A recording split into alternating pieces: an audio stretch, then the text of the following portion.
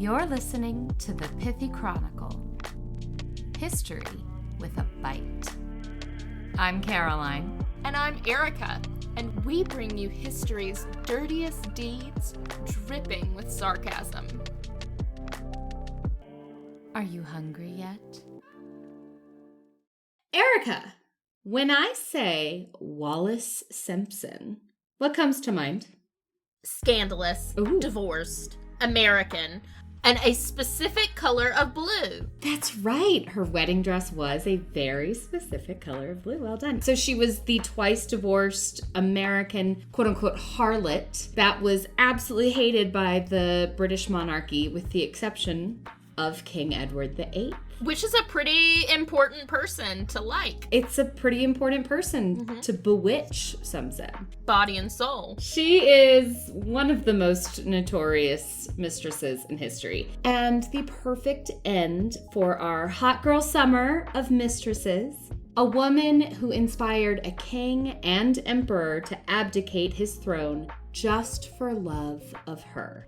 But far from being the villain of this story, Wallis might have been the victim. I can't live up to an empire. I can't live up to that. No one can. I am very confident in who I am as a person. I know what I bring to the table. I do not bring an empire to the table. Well, today, we're going to look at her life and try to figure out how exactly this American housewife became a mistress and eventually wife to the once King of England. So we'll find out what she brought to the table. And beyond that, I really hope to present Wallis in a better light than history usually treats her. I believe, and obviously this is backed up by research, but not personal knowledge of the subject, that Wallis never wanted to marry Edward. Instead, she found herself trapped, stuck in a relationship that only one person in the entire world thought was a good idea.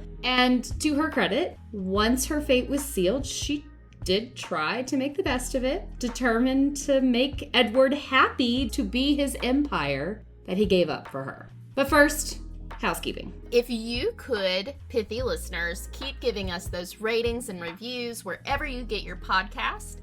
If you would like to support us monetarily, we certainly won't say no. We have a Patreon with several tiers of memberships. And if you really just kind of want to give a one-time gift, please join us at buyusacoffee.com/The Pithy Chronicle. You can give a gift in increments of $1. Not only that, we are hosting a giveaway. For every $1 spent in the month of August, you will get a chance to win our giveaway with some of our new merch that's going to be launching for season 4. And there is some hot girl summer merch. There is. It is very booby. Unlike Wallis Simpson. God bless her. When you're that thin, they have to be fake. Small, yeah. Like, there's nothing else to do. You're as thin as she was, and she was very thin. She was so thin, yeah. The future Duchess of Windsor was born on June 19th, 1896, to Teakle and Alice Warfield. Like the way my toddler says, Teakle, Teakle, Teakle. Yeah, I mean, that's the name. I don't know. Sounds either very Southern or very British, but I don't know which. But like his daughter, he forwent his first name and went by Wallis. And frankly, Teakle kind of exits the story before it even begins because he died when Bessie Wallis Warfield, as she was named, just 5 months after she was born. But his wealthy Baltimore family helped support Alice, mom, and Wallis, their granddaughter, giving Wallis a relatively happy childhood. Wedding announcements and basic math suggest that the future Duchess was conceived out of wedlock. How scandalous. Yeah, and Wallis was concerned, so she quickly learned the benefits of discretion and reasonably blurred some of her early details in life when retelling her story later. Instead, she focused on her American heritage, that she came from old Southern stock. Her mother was from the established Montague family of Virginia, and her paternal grandfather was a pretty bigwig in Maryland at the time.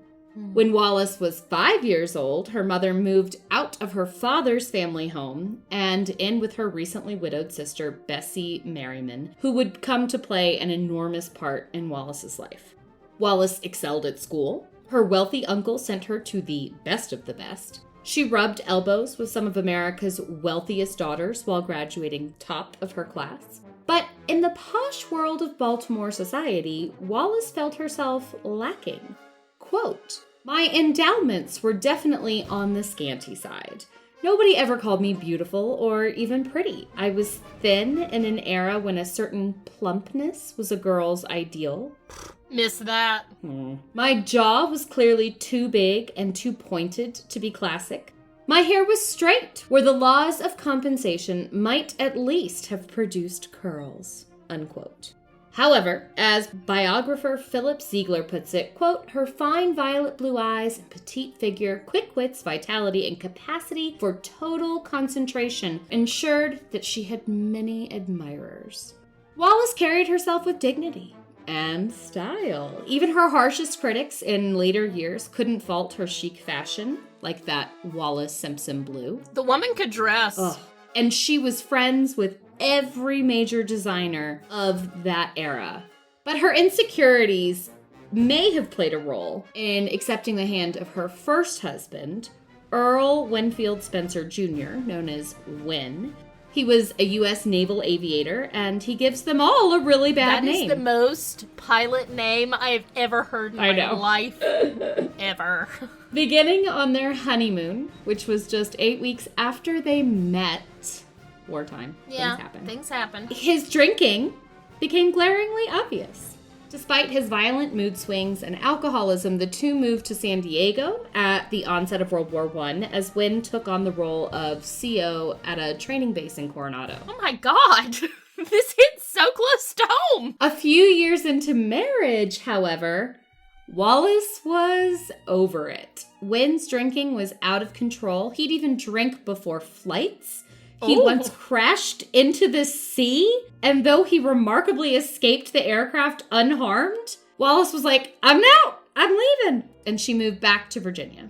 But just 4 months later, Wynn received orders to D.C. and the pair reunited. Tumultuous as ever, the couple split again when Wynn was posted overseas in China. Wallis wanted a divorce, but her mother, aghast, exclaimed, "No Montague has ever gotten a divorce." That's the most southern thing. Yeah, I know. After concluding a short but sweet affair with an Argentine diplomat, Wallis headed east. The couple reunited for a third time, but when Wynn began each morning with a drink before breakfast, Wallis was finished, and she filed for divorce in Shanghai. She may have left Wynn, but she did not immediately leave China.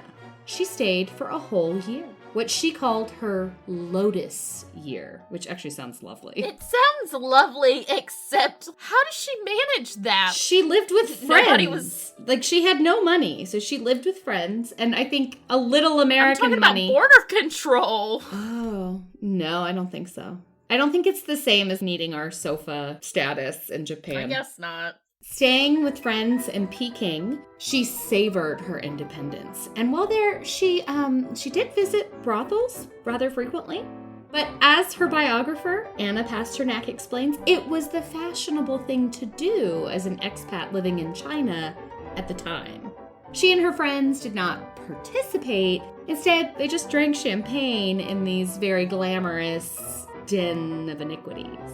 In fact, it is said that "bring me more champagne" was the only Mandarin phrase Wallis ever mastered. It is a very important phrase. Agreed. You've got to have priorities.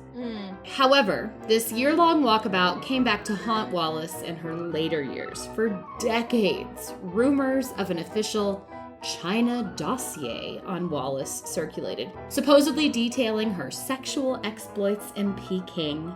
Some claimed that she had learned ancient Chinese tricks to seduce a man and bewitch him body and soul.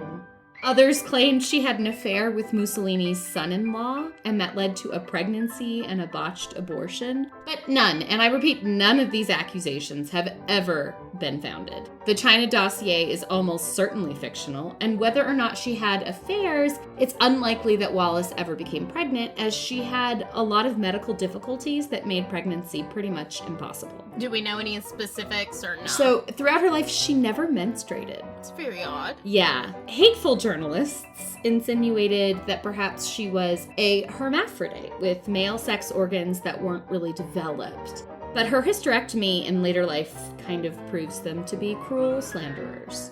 A more plausible option is that Wallis, who was forever concerned with her slender figure, simply didn't eat enough for her body to expend its resources through menstruation. Anorexia, which I am not claiming for Wallis, has been known to disrupt or even stop a woman's cycle. So while Wallis did eat, often at the finest establishments, obviously, she did so sparingly. Obsessed with being thin, she was extremely concerned about her figure, and she ate like a bird. Interestingly, it is a trait that she shared with her future third husband, Edward, who himself loved to work out, sweat, and then eat nothing, surviving solely on vodka. So in that way, the two were very compatible. Vodka, though? Yeah, Pick something better. I think vodka allowed you to drink all day without being as obvious. Yes.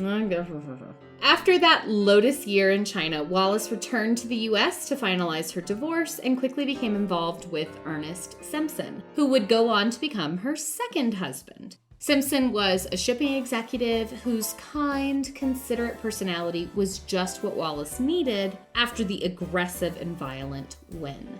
Sources differ. Again, sources about Wallis are usually very, very biased, and so it is hard to find something that paints her in even a neutral light.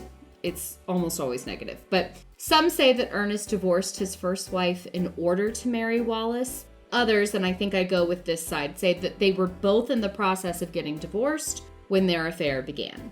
Either way, the dates were very close together, and Wallis wrote to her mother of the engagement. We have so many of her letters. I'm going to quote her a lot during this episode because we love that. Let's hear from the lady herself. Quote, "I've decided that the best and wisest thing for me to do is marry Ernest. I am very fond of him, and he is kind, which will be a contrast. I can't go wandering the rest of my life, and I really feel so tired of fighting the world alone with no money. Also, 32 doesn't seem so young when you see all the youthful faces one has to compete against. I shall settle down to a fairly comfortable old age." Unquote. Jesus, Wallis, stop making me feel bad about myself. I'm 30 on the nose, and I do see it. They look like children, and I'm old. Yeah. It also doesn't sound like she loved Ernest in this. I think she did. Yeah. But she was a very pragmatic woman. She was like, this makes sense. This is the best choice. This is what we should do. Yeah. For her part, Mom Alice warned her future second son-in-law, quote, "You must remember that Wallis is an only child. Like explosives, she needs to be handled with care." Which I just thought was the best line. And frankly, something eerily similar to things. Yeah, my dad said I think my dad said good luck. to my husband. The couple moved to Mayfair, London soon after their wedding for Ernest's work, and Wallis absolutely thrived in her new environment. She and Ernest both loved to entertain. She became renowned for her hostessing abilities. And after reading about the many special touches and personalized moments and obsessively chosen cuisine, I wish I had been invited to one of her parties. I like to throw a good party. Yeah, you do. Thank you so much. This woman was on point. It was unbelievable. Are you not going to give me any specifics? It's too long of an episode. I'm trying not to go down rabbit holes, but let's just say that she would know your favorite flowers, your favorite drink, your favorite foods. We'd love to hear it. It would also cost her tons of money to throw these parties, and so she budgeted her entire month's allowance or whatever the family budget was around dinner parties. I mean, you're getting something good. They were, according to her friends, absolutely legendary. I just want someone to say that my dinner parties are legendary. People just don't throw dinner parties anymore. It's really sad. I don't think they will. I'm too boring. No, you make lovely things. Thank you, but not legendary, though. To be legendary, I think you need money, which Wallis did have. And she made friends pretty easily, and she quickly rose through the ranks of society until she became friends with Thelma, the Viscountess of Furness, who was the then mistress of Edward, Prince of Wales, the eldest son of King George V and the heir to the British throne. And she is his mistress not because Edward was married, but because she herself was married. For 3 years, Edward, whose friends and family called him David, and that's because he had like 7 names in total. I mean, it was just like a list of people they needed to honor. But I'm going to call him Edward throughout the whole thing, even though Edward and David are kind of used interchangeably. Very confusing. Edward, Wallis, and Ernest for these 3 years were just friends because Thelma was the mistress and Wallis was the best friend of the mistress, and Ernest tagged along. He's a really good guy and he was really easy to get along with. One invitation led to another, and during this time, David/Edward was still involved with Wallis's bestie, Thelma. Nothing happened until Thelma went to New York City for an extended trip. And before leaving... And she said, "Won't you take care of my man?" Yes, she did! What an idiot. Yeah. According to Wallis, because the two women seem to have slightly different views of what was said. According to Wallis, she said, "I'm afraid the prince will be very lonely. Wallis, won't you look after him?" And according to Thelma, she was like, "Yeah, I'm concerned that he'll be lonely. Wallis, make sure to, invite him sometimes."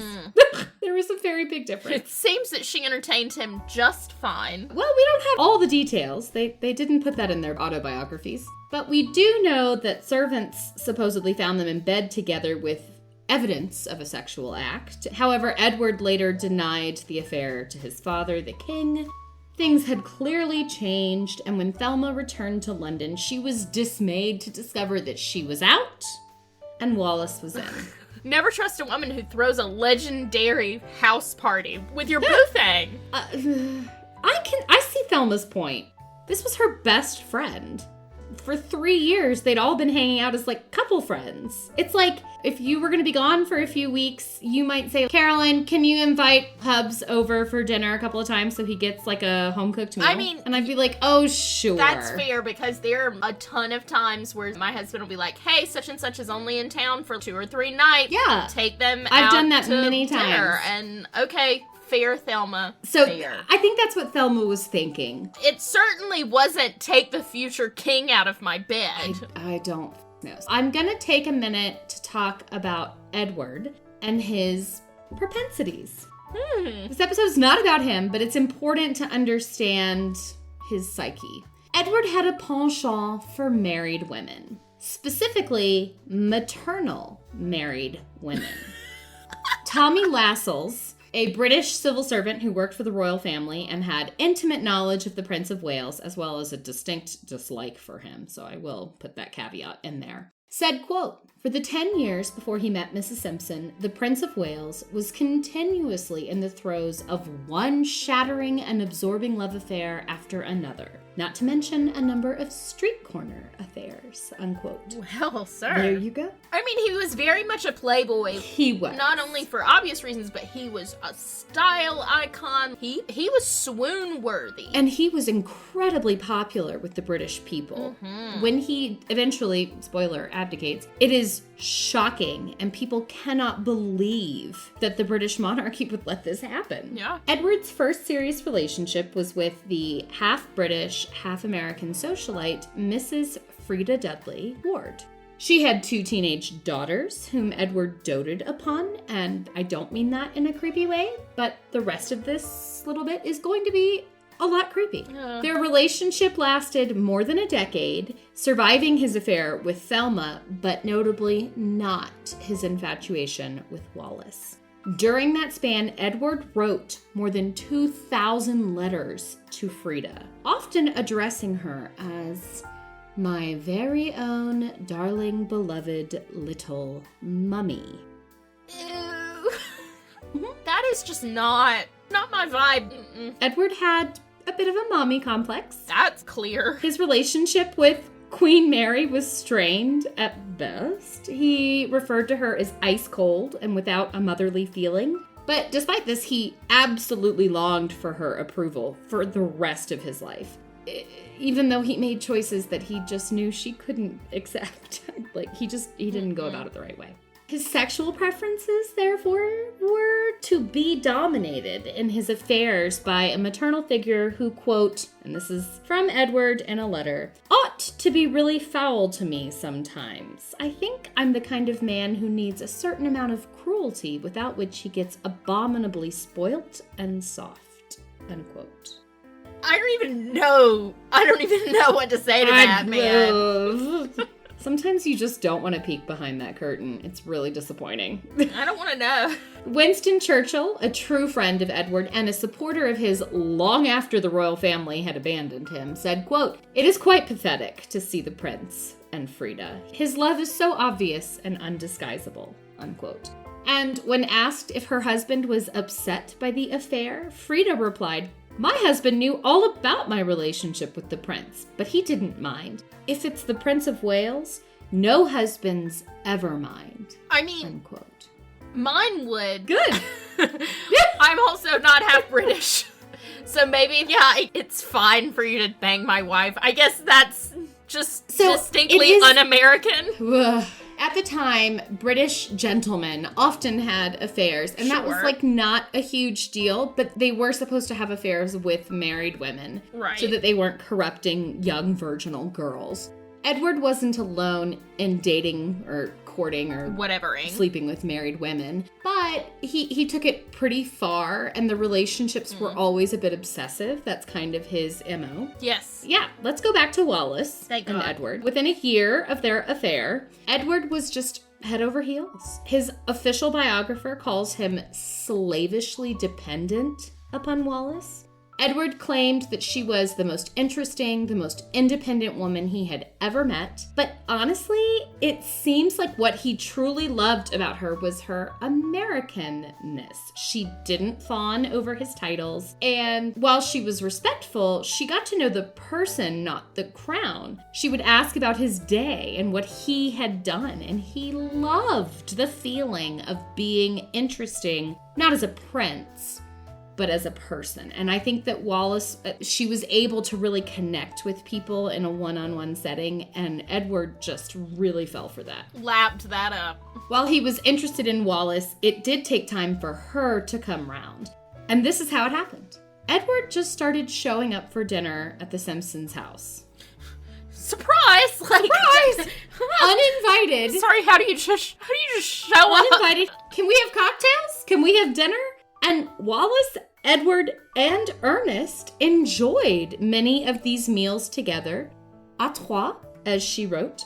However, according to Wallis, at some point with these meals, Ernest, quote, developed the art of tactfully excusing himself and retiring to his room with his papers, unquote. This is so bizarre. I could never, ever imagine so weird. That being an occurrence in my marriage. Never. Yeah. Now, they were both, Wallis and Ernest, as a couple, were very ambitious socially. So I think that they both wanted to climb this ladder. And I think that Ernest recognized that Wallis was the way to do this. But I don't think he anticipated, well, I know he didn't anticipate what would happen in the long run. Good. But I don't know if he was like, Edward just needs time to talk to Wallis privately, or if he thought it's cool if they sleep together. I just don't know. I wish I knew what Ernest was thinking, but I don't. Wallis's mother by this time had sadly died, but she was a constant correspondent with her Aunt Bessie, whom she lived with for much of her teenage years. And she related many things in letters. I mean, her letters are eye-popping at times to Aunt Bessie. Quote, "I'm a bit worn. Never a restful moment, as it requires great tact to manage both," referring to Ernest and Edward. In her numerous letters, Wallis continues to give her aunt a glimpse into the surreal world of dating a prince while being married. Quote, "Ernest is flattered with it all and lets me dine once or twice a week with him alone." And then she added, "If Ernest raises any objections to the situation, I shall give up the prince at once." Well, there you have that. So I guess Frida was right that if it's the Prince of Wales, the husband doesn't care. I've got to ask my husband, okay, hypothetically. Oh, I asked mine and he was like, gross. Because they would meet in her home. And he was just in his home office, like down the hall. Privately, the Simpsons actually referred to the prince as Peter Pan, the boy who never wants to grow up. Ernest and Wallis had a very wonderful connection in many ways. And it seems that, at least at first, neither of them really took this very seriously. They probably thought that Wallis was an infatuation that would eventually wane, like many of the other married women Edward had been interested in. And that would leave the couple to resume their marriage in societal bliss, because once you were in, you were in. You were in. But by the spring of 1934, the Simpsons' lives pretty much revolved around the prince's private world. They did everything together, à trois. Edward invited the couple to be his guests on his summer holiday. Initially, Wallis declined. Ernest had to go to America, and she'd already invited her Aunt Bessie to stay with her. Aunt Bessie has to know all the tea. Of course she's coming. Aunt Bessie did know all the tea. This woman lived to be 100 years old, and she followed all of it. It was fascinating. Oh, to be a fly on the wall with Aunt Bessie. Edward reassured Wallis that, frankly, Bessie would make the best, most perfect chaperone at 70, and she was welcome to come along. Needless to say, it was a fabulous summer. I mean, it sounds lovely. Edward rented a villa. Wallis acted as hostess to his friends, and the two were behaving like a couple.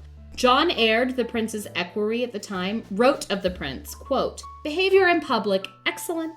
In private, awful and most embarrassing for others. The prince has lost all confidence in himself and follows W around like a dog," unquote. He did have this need to be mothered. And when he found someone that fulfilled that for him, he was kind of all in a very obvious way. And I think embarrassing for the heir to the throne to need a woman who wasn't even his wife.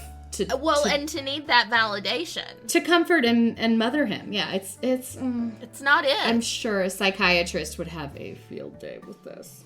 During the trip, Edward also bought Wallis the first of what would become a legendary collection of exquisite jewels. The woman did have really good jewelry. Oh my gosh. Evidently, he designed the Great Cat collection with Cartier for her. And if you look it up, oh my God.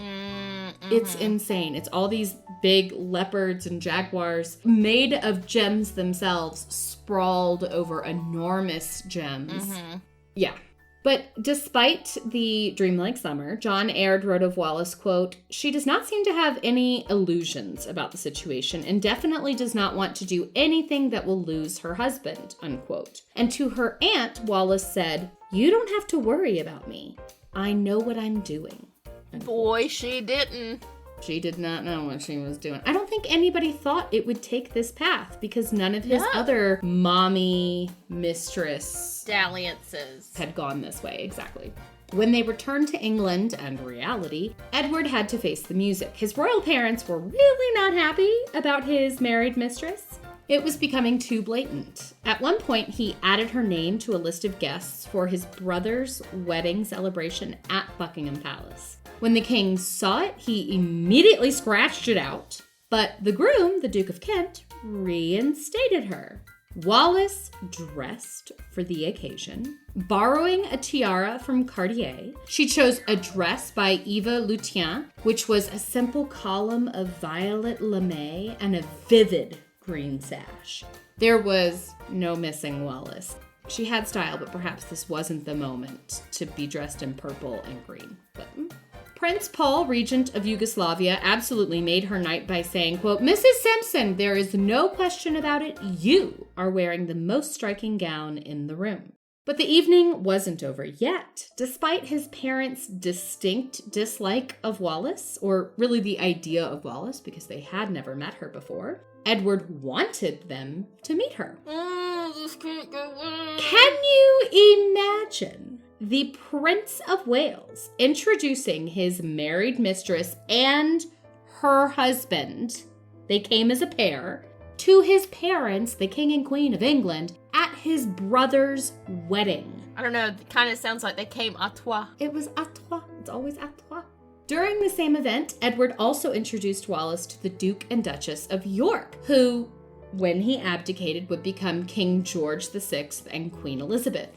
One of the Duchess's friends said, quote, I'm afraid Mrs. Simpson went down rather badly with the Duchess from the word go. It may have been the rather ostentatious dress. She did not care for Mrs. Simpson at all, unquote. And that sentiment, foreshadowing, never changed. The Duchess of York, who would become Queen Elizabeth, the mother to Queen Elizabeth II, hated Wallis. Would not even speak her name. Just referred to her as that woman. Exactly. That woman. And she was very close with her mother-in-law, Queen Mary, and the two of them jointly hated Wallis. They never got to know her. This was the only occasion that the Queen and King ever met Wallis. Really? Uh-huh. The Duchess of York would attend parties if they were invited by the king. But there's that famous moment in The Crown, if you've been watching it, where she says, I came to dine with the king. And she's furious that Wallis acts as hostess to one of Edward's dinner parties. Mm-hmm. After the event, the king, too, was outraged, shouting, that woman was in my house! And of course, think of poor Ernest. For most of the evening, he was left standing alone, probably holding her purse, while the heir to the throne danced with his wife and introduced her to all of his relations. Yeah, couldn't be me. No, Ernest is a saint. A stupid saint. Or just a cuckold. Well, he was definitely a cuckold. Yeah. The prince may have pissed off his family, but he paid no heed. He continued to fall deeper and deeper in love and obsession with Wallis. That Christmas, Edward gave her £50,000 worth of jewels. And that was followed a week later for the new year with £60,000 more of jewels. Oh my God. The king was alerted to these staggering amounts because it equaled about £7 million in today's money. Oh my God. So much. And he feared that his son was actually being blackmailed. Therefore, he set up a rather controversial surveillance operation wherein MI5 spied on the Prince of Wales. And their first order of business was to confirm that Wallis was the recipient of these jewels. The spies also reported that the prince and Mrs. Simpson called each other darling. However, the investigation also presented King George V with a lot of very wrong information, claiming that Ernest Simpson was Jewish and a bounder type, hoping for high honors conferred upon him by whoring out his wife. Another report claimed that Wallis was cheating on both her husband and the Prince of Wales with a car salesman named Guy. This was pretty much definitely untrue. Wallis was too smart for that. My God, a used car salesman, really? Versus the Prince of Wales? Nah, girl. You know. Not Wallis. You can't make enough commission for Wallis. No. During this time, Wallis's correspondence shows the strain of juggling these two men. Far from enjoying the situation, she really struggled to keep up with all the demands placed upon her. When the prince left for 2 weeks at Christmas to spend time with his family, she wrote that it was, quote, a lovely rest for us, especially me. Okay, but what about Ernest?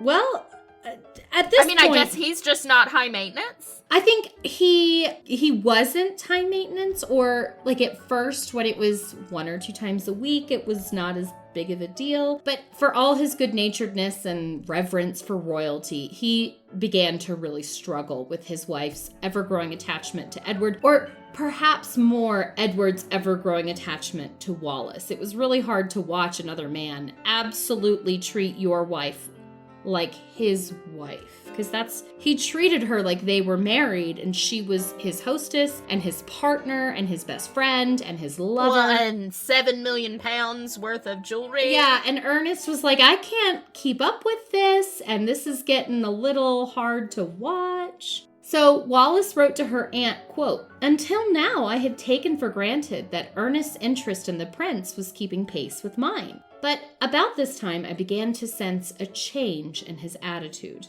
unquote. And you see this in early February of the following year, when Edward asked the Simpsons to join him on a skiing holiday in Austria. Wallis naturally accepted for them both, but when she told Ernest, it caused their, quote, first ever door-slamming row, says biographer Pasternak.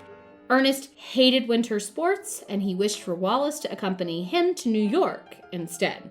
And who did she choose?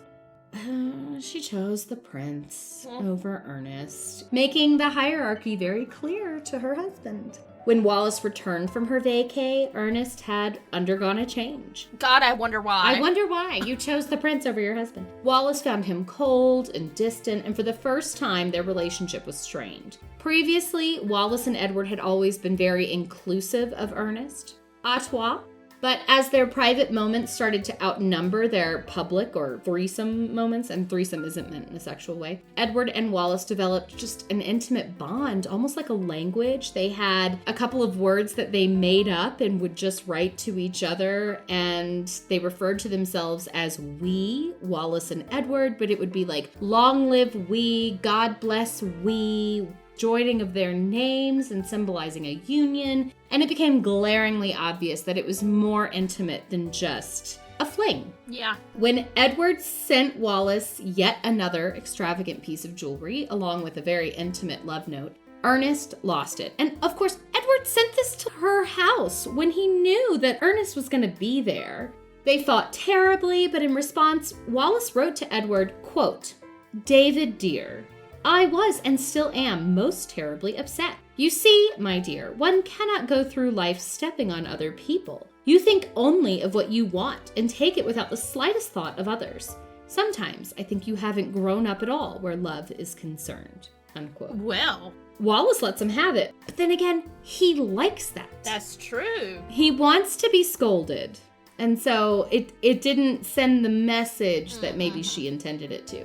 Not only was Ernest struggling with the situation, so was the British monarchy. King George V told his heir that he could not invite his mistress to the Silver Jubilee celebration. But the prince pounced on that word and swore up and down that she was not his mistress, claiming they were not intimate in any way. And the king stupidly believed his son, but an equerry wrote, quote, "The staff were horrified at the audacity of the statements of His Royal Highness."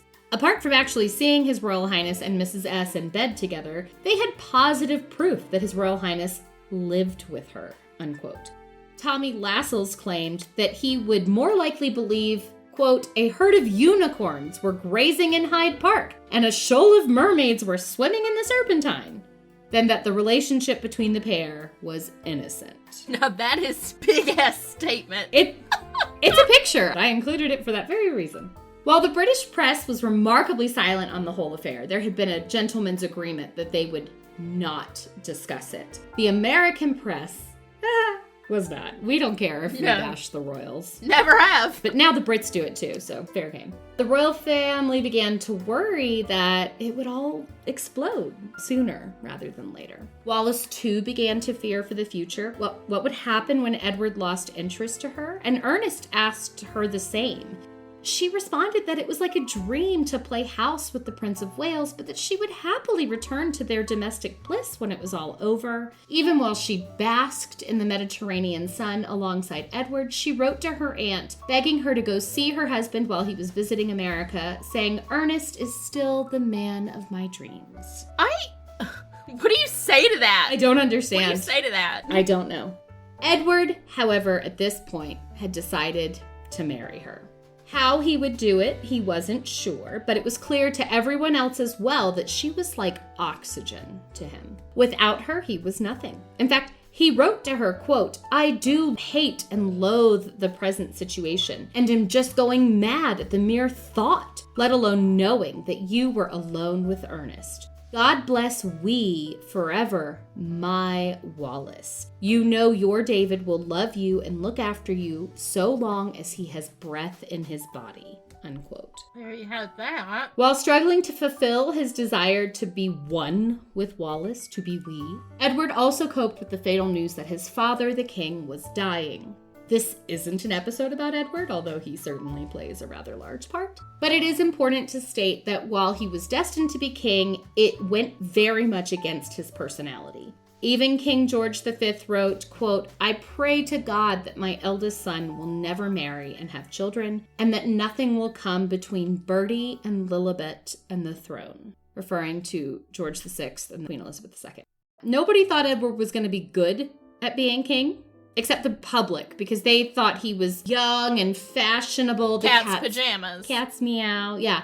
Politician Chips Cannon wrote, quote, "My heart goes out to the Prince of Wales tonight, as he will mind so terribly being king. His loneliness, his seclusion, his isolation will be almost more than this highly strung and unimaginative nature can bear. Never has a man been so in love. How will they arrange their lives, these people?" Unquote. Which, I mean, that's the question. What are you going to do? Yeah. Just before midnight on January 20th, 1936, King George V died, surrounded by his family. The new king, Edward, began crying hysterically. It was a sudden and very undignified outburst that pretty much stunned the whole family. He continued to weep and hug and almost fall upon his mother. God, and I'm sure Mary hated every minute of that. Oh, yeah. This is not dignified. But why was he so distraught? Was it the loss of a father from whom he received little affection? Or was it a different loss? The loss of freedom, of spontaneity, of leisure, of Wallis. His first call upon his father's death was to Wallis, and when he was pronounced the king and emperor a few days later, Wallis and Ernest stood close behind him. Now, King Edward VIII, all the main players knew something had to change. None more so than the British Prime Minister Stanley Baldwin, who wanted Mrs. S to clear out. Quote, "If she were what I call a respectable whore, I wouldn't mind," he said. But Edward wasn't married. He had no legitimate line, and the government feared that he intended to put Wallis forward as the next Queen of England. Yeah, I mean, that is pretty clear. Yeah, that was the plan. To the establishment at the time, a divorced, twice by the time she would marry Edward, a divorced American was out of the question. Edward, as king, was the head of the Church of England. Thank you, Henry. Thank you, Henry. In complete irony, the church, which was created to allow Henry VIII to divorce his first wife, Catherine, and marry his beloved but then beheaded second wife, Anne, did not allow, at this point, for the remarriage of divorced people while their first spouse was still alive. Because Wallis had not one but two living exes, she was most certainly not suitable. But secondly, and this is kind of interesting, the Church of England only allowed, at that time, for divorce in cases of adultery. She had left Wynne on the grounds of mutual incompatibility. So technically, there was the possibility that her second marriage could be considered bigamous by the Church of England, not to mention the proposed third marriage to the Supreme Governor of the Church of England. Oh, and then, of course, she was American, so it was all bad. I get the whole American thing. We've learned recently it's not a good idea. Just doesn't work out. There are a lot more cultural divides than we give credit for. Agree. But also, you can't have a bigamist on there. That would be awkward, because it would also make her a bigamist while marrying Edward. Yeah. There's a lot of problems. A lot of problems. It does feel stupid now, today. So she's been divorced. Who cares? But at the time, it was a really big deal, and it maintained its big deal-ness for quite a while with the royal family. And I think even now, they're not thrilled about it. Ironically, it seems that Wallis was relieved when Edward took the throne. She assumed his monarchical duties would eclipse his need for her, and that she could return to life as it was. And I think she kind of looked forward to it. But she could not have been more mistaken. Edward was only comfortable with her. He could only be happy with her. He only wanted her. He telephoned her constantly throughout the day and sent her daily grand floral bouquets. She wrote to her aunt, quote, "I am implored on all sides not to leave him, as he is so dependent on me, and I am considered to be a good influence." This sounds like a lot of freaking work. No thanks. No. The good influence really kind of confused me, but Edward really did not want to be king. He'd said as much many times. He hated the restrictions, and he's often described as a bit of a dolt. He wasn't very intelligent. He had little to no ambition. He lacked vision, and clearly he needed someone to take charge of him. And that someone was Wallis. She told him to just be the king, gosh darn it. She told him to dress the part. She encouraged him to do his job well. She told him how proud she was. She bolstered his confidence. Chips Cannon wrote, quote, It appears that the king is Mrs. Simpson's absolute slave and will go nowhere where she is not invited. And she, clever woman, is behaving well. She encourages the king to meet people of importance and to be polite. Above all, she makes him happy. The empire ought to be grateful, unquote. But the empire was not. Was not. In the meantime, Ernest was tired of being a cuckold. It's been going on a while now. A few years. He had developed a relationship with a school friend of Wallis's, and though Wallis originally encouraged this friendship, regularly inviting Mary Kirk to dine with them, it really stung when Mary fell in love with Ernest. Mary, however, saw it differently, and she thought that she had been tricked into being Ernest's mistress so that Wallis could point to her and say, "You're the reason why I had to leave him." And eventually the two of them kind of had it out, with Wallis accusing Mary of seducing Ernest, which was true. God. And Mary accusing Wallis of cuckolding Ernest. Also true. And Ernest stood there, unsure what to do. Sounds like his MO. Despite his new relationship, he remained really loyal to Wallis. He did not allow Mary to badmouth her in any way. Theirs was a complicated and much devoted marriage in a weird way. Finally, Ernest decided to confront Edward during a private dinner. He said it was time for Wallis to choose. He asked the king what his intentions were. Did he intend to marry Wallis? And then Edward immediately rose and said, quote, "Do you really think that I would be crowned without Wallis by my side?" Yeah. And Ernest is like, "You mean my own darn life?" Like, yeah, I kind of thought. Wallis knew nothing of this dinner. But the government, because of those MI5 spies, they did. And it scared the shit out of them. They now knew what the king's intentions were, and it was not okay. Not it. Thus began their smear campaign. Despite many glowing reports of Wallis, of her charm, her intelligence, her kindness, her strength, no mention was ever made of how she positively influenced the king, even though everyone around them knew she was the reason he was still kinging. Instead, rumors spiraled about other affairs, her gold digger behavior, her year-long training as a Chinese call girl. Anything and everything was thrown at her. Meanwhile, the couple filed for divorce. Many around the couple believed that if the king had let her go, they would have remained man and wife. But Edward's outright refusal to be without Wallis left Ernest little choice. Ever the gentleman, he actually allowed his own name to be dragged through the mud, and Edward convinced Ernest to openly rent a hotel room, publicly conducting his affair with Mary, so that Wallis could leave him legally and not be the guilty party. Wow. Yeah. Upon moving out of their shared home, Ernest wrote to Wallis, quote, "I think something in me quietly died when I closed the door for the last time. I have no tears left to shed. I know that somewhere in your heart there is a small flame burning for me. Guard it carefully, my darling, and don't let it go out, if only in memory of the sacred, lovely things that have been. Someday, I pray God will fan it into a blaze again and bring you back to me." Daggum. And he's still sleeping with Mary, who's like, what the hell, man? If I found out that the husband that I was ditching and was sleeping with my good friend wrote that to me, like... It's confusing to have two men so needing you. Sounds like a lot of work. It does. I don't want a lot of work. Edward was orchestrating her divorce for her. He arranged where and when the case would be tried. He moved her and paid for her to go live in this one area that would be very sympathetic to her. He hired her solicitor. He made sure nothing would get in the way for an April wedding and a May coronation. Wallis was trapped. Days before the divorce proceedings, Wallis tried once more to end it. "Dear David, I must really return to Ernest for a great many reasons, which please be patient and read. The first being because we are so awfully congenial and understand getting on together very well, which is really an art in marriage. Not wrong. I know Ernest and have the deepest affection and respect for him. I feel I am better with him than with you. I am sure, dear David, that in a few months your life will run again as it did before. We have had lovely, beautiful times together, and you know that you will go on with your job, doing it better and in a more dignified manner each year. That would please me so. I am sure you and I would only create disaster together."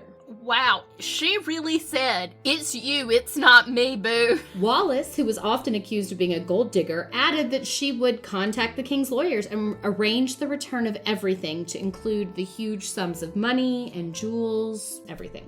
She concludes, "I want you to be happy. I feel sure I can't make you so, and I honestly don't think you can me." She straight up says, "I don't want to be with you." Edward responded promptly to her letter, and do you want to hear what he said? It's not gonna be what I hope it is, so yeah, I guess. "Good night, my Wallis. Why do you say such hard things to David sometimes? Hard things like you would prefer to have someone else with you tonight, that I would be bored, that I don't understand, and lots of others which hurt me so. I feel like bursting tonight with love and such a longing to hold you tighter than I ever have before. You see, I do love you so entirely and in every way, Wallis, madly, tenderly, adoringly, and with admiration and such confidence." God, this man just cannot take a hint. From this moment on, Edward actually doubled his efforts to convince Wallis that they were meant to be together. He phoned constantly, and he never gave her any space to breathe or to think. But this overwhelming, courtship became an enormous distraction from the job of kinging, as he called it. For example, King Edward VIII was asked to officially open the Aberdeen Infirmary, but he responded that he couldn't go due to the court still being in mourning for his father's death. His younger brother Bertie, however, would be his deputy, because I guess second sons don't mourn as long as first sons. Bertie, who would go on to become King George VI, hated public speaking and was very weak at the time. Elizabeth, his loving and protective wife, was frustrated that Edward wasn't doing his duty as king. But her frustration turned to rage when later that day, the Aberdeen Evening newspaper featured 2 photographs side by side. One of the Duke and Duchess of York opening the hospital, and the other of the king, barely disguised in motoring goggles, picking up Wallis from the Aberdeen train station. Oh, I'd be so pissed too. He didn't go because he had to pick her up himself in person. Not a good look. No. In Aberdeen, someone graffitied a wall, "Down with the American harlot." And if you think the Duchess of York disliked Wallis before, now she really hated her, a hate which would last until the day that woman died. She never forgave Edward for making her physically weak, stammering husband take the role of king, and she blamed him for her husband's early death, and she thought Wallis was behind it all. And of course, poor Wallis was still begging Edward to let her go, to do his job, to be the king. Quote, "Really, David, darling, isn't it best for me to steal quietly away? I'm sorry to bother you, my darling, but I feel like an animal in a trap." The Prime Minister returned to the king with his concerns, again, producing an enormous file containing samples of all of the damaging material. He begged the monarch to keep his private life private and urged him to conduct the affair in secret. But Edward responded, quote, "The lady is my friend, and I do not wish to let her in by the back door," unquote. Baldwin was like, "Well, can you at least stop the divorce?" And Edward, incredibly hypocritically, said, "What right do I have to interfere with the affairs of others?" Like, you haven't been doing that the entire flippin' time? Yeah, he's orchestrated this divorce. He was the puppet master. He wasn't doing his kingly duties, but he was making sure Wallis got divorced on time. The king ended the meeting with the Prime Minister, telling him that Mrs. Simpson was, quote, "the only woman in the world, and I cannot live without her." And that was the moment that Prime Minister Baldwin decided he did not want Edward as king anymore. Edward, too, was questioning his current role. He spoke with a solicitor, quote, "I'm beginning to wonder whether I really am the kind of king they want. Am I not a bit too independent? Independent? Right? Independent? My makeup is very different from that of my father, and I believe they would prefer someone more like him. There is my brother Bertie... ... Soon after, the king received a note from his private secretary informing him that the Prime Minister and senior government members were meeting that day to discuss this serious situation developing around Wallis. He warned the king that the press were no longer happy to be silent on the affair, and more alarmingly, there was a heavy possibility of the resignation of the entire government over this matter. Oh my God. He begged the king to send Mrs. S abroad.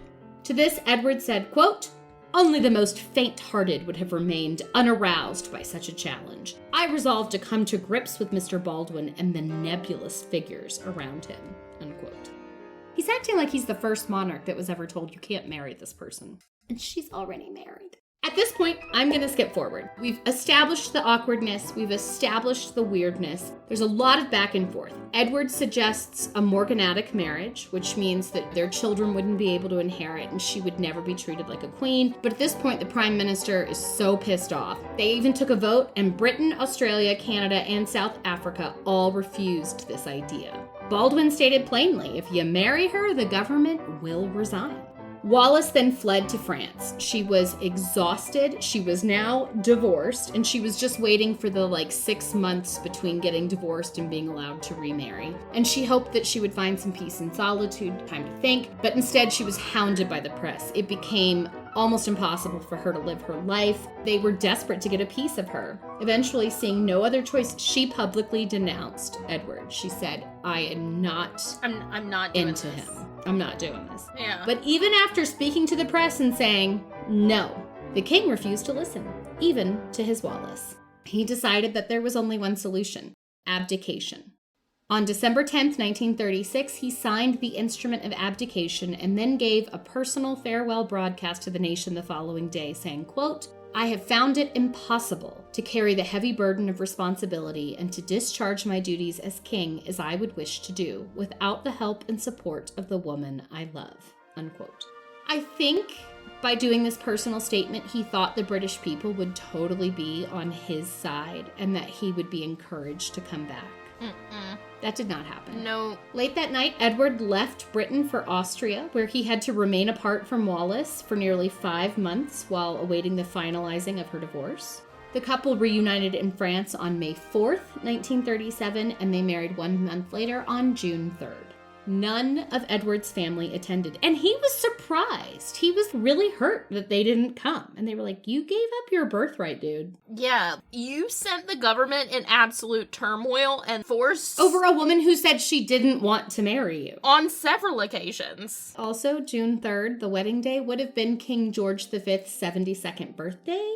And so the entire royal family really found that to be a bit of a slight, considering Daddy had just died. Yeah. As agreed upon before the abdication, Edward was created Duke of Windsor prior to his marriage. However, the details in the paperwork prevented the now Duchess of Windsor from sharing her husband's HRH status, Royal Highness Sounds status. familiar. Yeah. And this was a sticking point for the Duke until the absolute end of his life. It infuriated him that his family never accepted Wallis as the woman he chose to love. He didn't see his mother for 14 years after the abdication, and she nor any other family received Wallis until the Duke's death in 1972. I mean, I get it. She's not their people, but surely once he was just a Duke, she could be his wife and they could at least come to, dinner.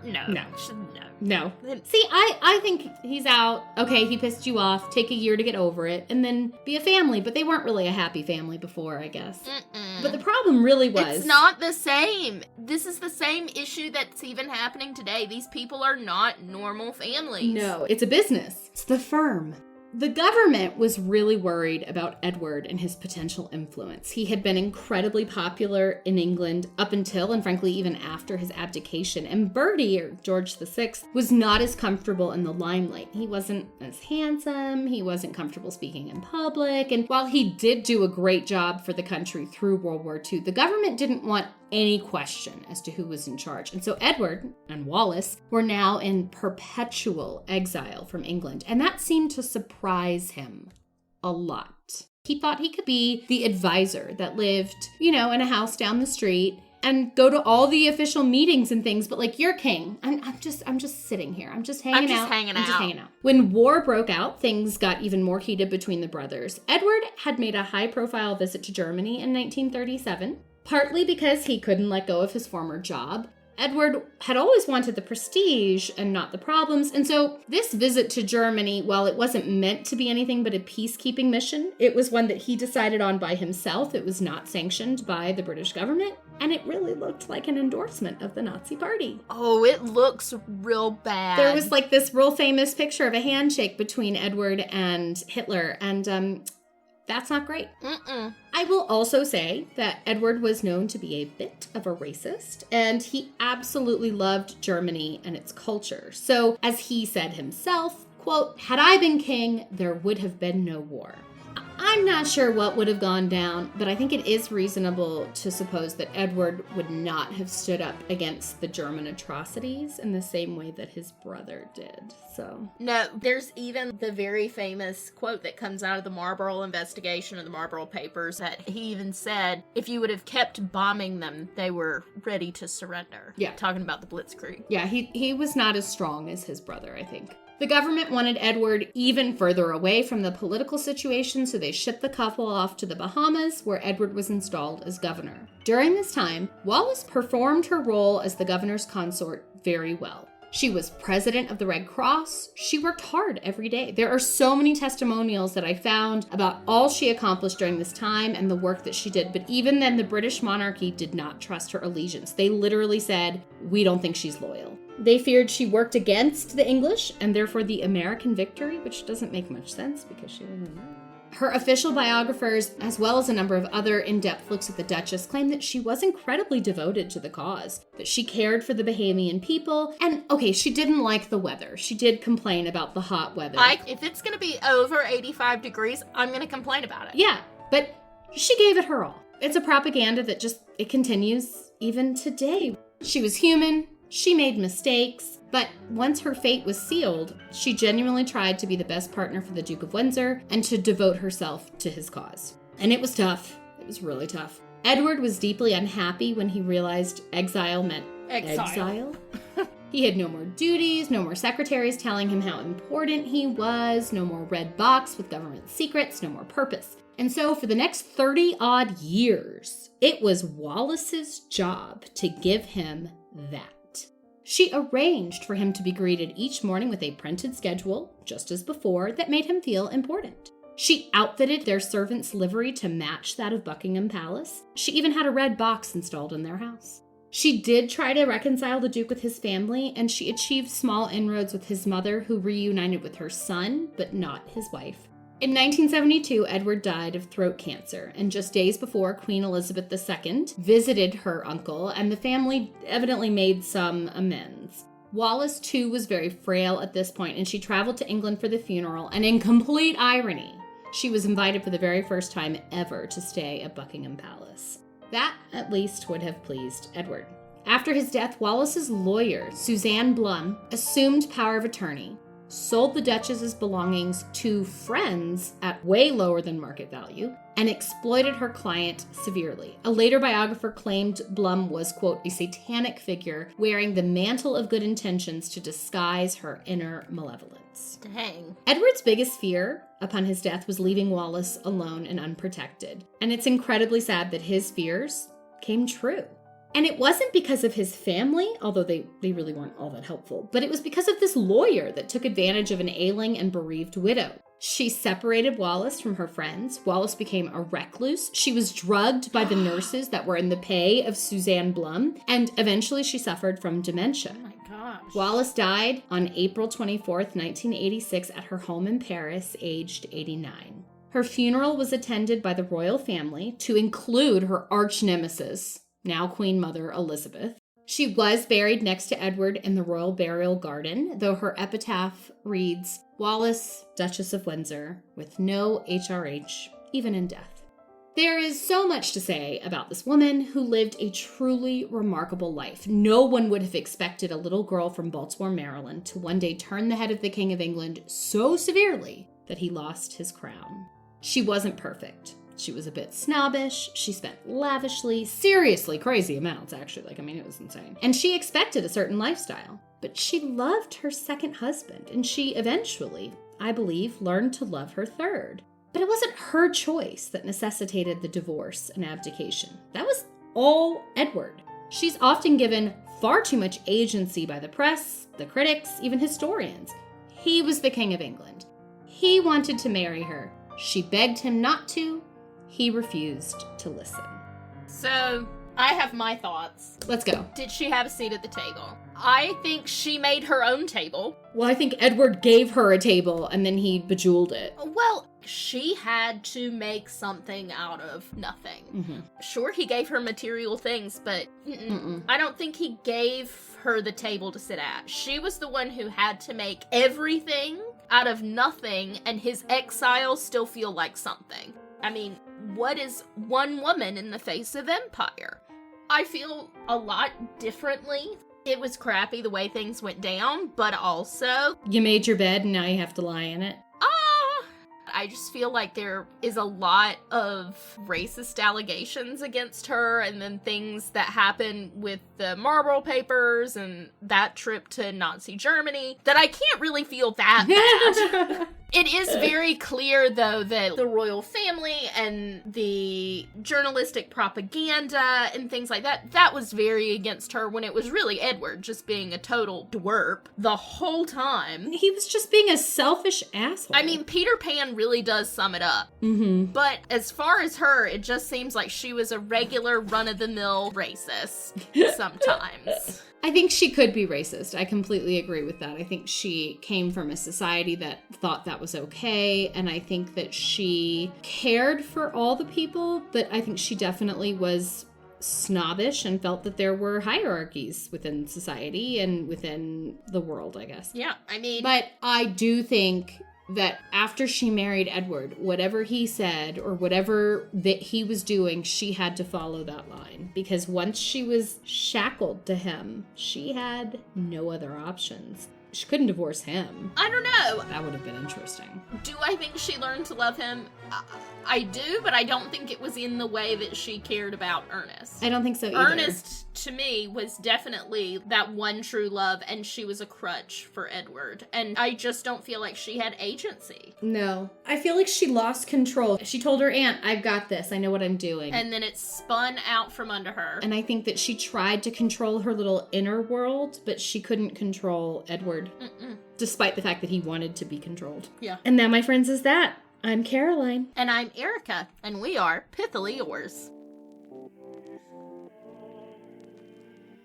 This episode is brought to you by the Pithy Chronicle, LLC. The Pithy Chronicle is intended for education, entertainment, and non-commercial purposes. Any views or opinions expressed in this podcast are personal and do not represent those of people, institutions, or organizations that the owner may or may not be associated with in a professional or personal capacity. While we offer lots of sarcasm, this podcast does not offer any advice or services. Listening to this podcast may induce fits of laughter, unexpected distraction, or uncontrollable rage at the subjects, hopefully not at us. We hope you learned something today. If not, so sorry. Please be advised we are not experts in the following fields: medical, legal, financial, technological, thermonuclear engineering, submarine warfare, neuroscience, or cat husbandry. Thanks for listening to our little disclaimer. Just covering our history-loving asses. Bye!